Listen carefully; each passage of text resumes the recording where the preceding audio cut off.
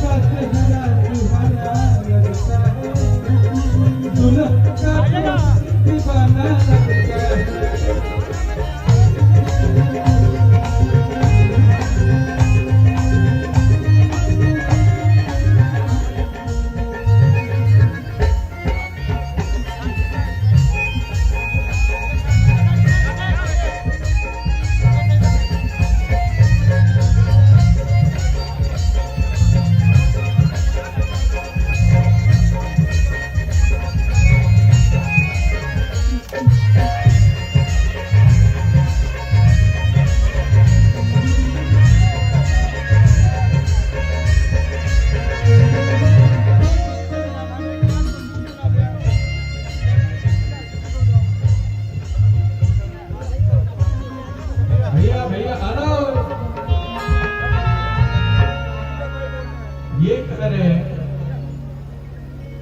जैसन सोचल रहनी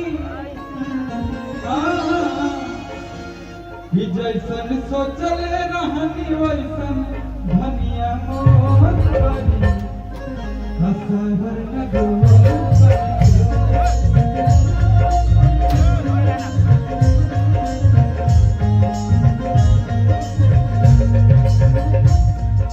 जैसन सोचल रहनी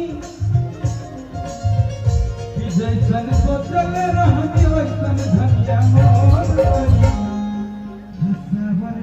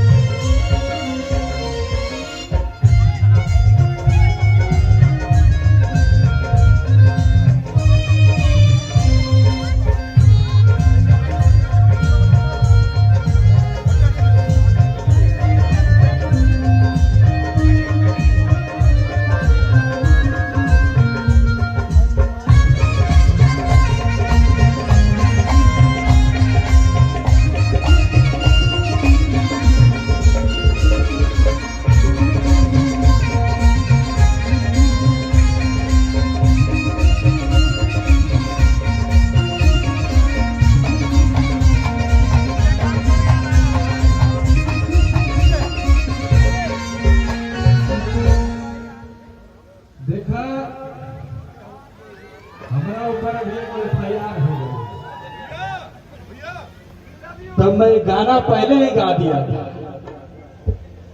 कि न कोर्ट न कचहरी न थाना के रसीद लेबो तू तारीख लड़ते राजे में हम जज्बे के खरी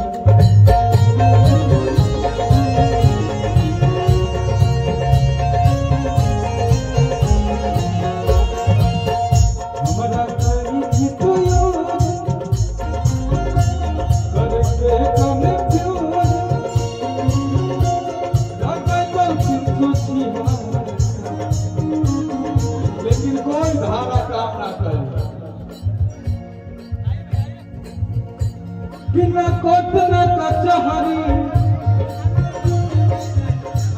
न थाना के रसीद लेबो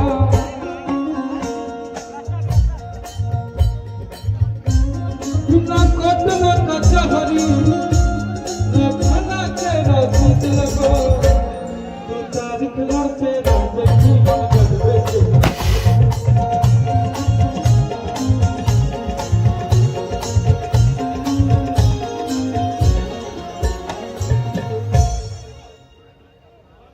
अभी गुंजन भैया के जहर का प्याला पिया है, हाथ में तलवार लेकर लक्ष्मी बाई बनी है, इंदिरा बन के समूचे विश्व के आगे तनी है, ऐस बन सौंदर्य के सारे जहां को जीत लाई, श्रेयसी बन के खेल के मैदान में भी खेल खिलाई, श्रेयसी बिहार में खेल की मिनिस्टर बनी है। और आज आपने जो यूनिक नाम दिया कि मेरे जो आपके जो जीजा हैं त्वरित नाम है उनका, तो बिहार सरकार उत्तर प्रदेश सरकार त्वरित कार्रवाई करती है, माने यूनिक नाम है। उत्तर प्रदेश बिहार का पहला नाम है, मैंने लड़कों में त्वरित नाम पहली बार सुना। और रवीशा जो इनकी बहन है, मुझे बड़ी खुशी, एक बार जोरदार ताली बजा दीजिए। ये बिटिया आपका स्वागत करने आई है और यकीन मानिए आने वाले दिनों में इस बिटिया का बड़ा ऊंचा मकाम होगा। ये बड़े हंसते खिलखिलाते महल में एक ऐसी गुनगुनाती कोयल है जिसने कभी किसी को सुनसान नहीं रहने दिया। और एक यकीनन आप देखेंगे कि